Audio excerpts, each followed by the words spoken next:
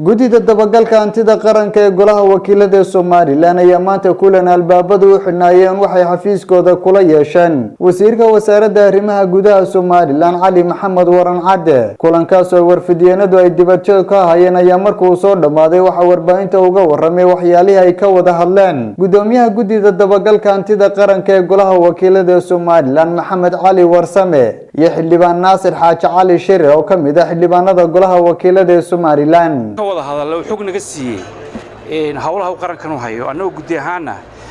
waxaan ku ballanay inaan ka wada shaqeyno wixii qarankan u dan ah waraysi ballaaran buu na siiyay aad iyo aad ballaaran annaguna waxaan u ballan qaadanay sidii aan ula shaqeyn lahayn iyo waxyaalahan kula shaqeyn lahayna waanu ka heshiinay maanta intaas baan idinka siin doonaa wax tafaasiilo fara badan oo kale idima siin karo gobolada iyo degmooyinka oo muxuu ahaa barihii u dambeeyay ka war haysteen inaan shir kareynin oo maarada wixii khilaaf ka dhex yaalay ahayd maartay in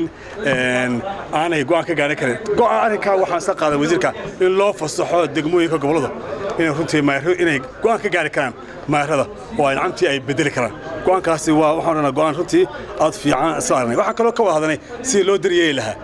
dawladda hoose oo runtii aad iyo aad loogu xantay inay ku jirto wax loo yaqaan hantiluus fara badan taana talaabooyinkii la qaadi lahaa aad baan isku afgaran runtii sidoo kale isaguna waxa halkaasi ka hadlay wasiirka wasaaradda arrimaha gudaha Soomaaliland Cali Maxamed Waran Cadde ayaa isaguna waxa uu tilmaamay gudida way yeedhay waxaan runtii weydiiyeen su'aalahan aad iyo aad u jeclaystay waayo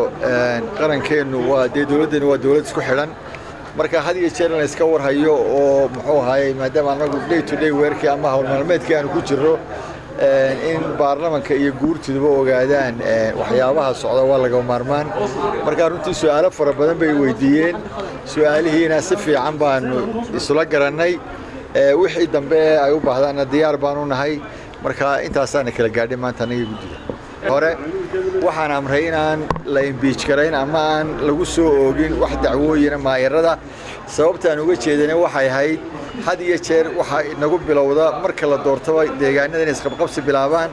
dabeedna ay niyad jab ku dhacaan dadkii soo doortay iyo deegaanadii soo doortay marka in la daayo waqti la siiyo bay iga ahayd